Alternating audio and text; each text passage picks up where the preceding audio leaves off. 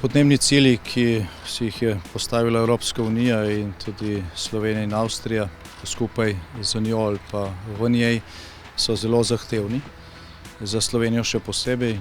Delež obnovljivih virov energije v nacionalni energetski bilanci Avstrije je namreč zelo visok, v Sloveniji relativno nizek.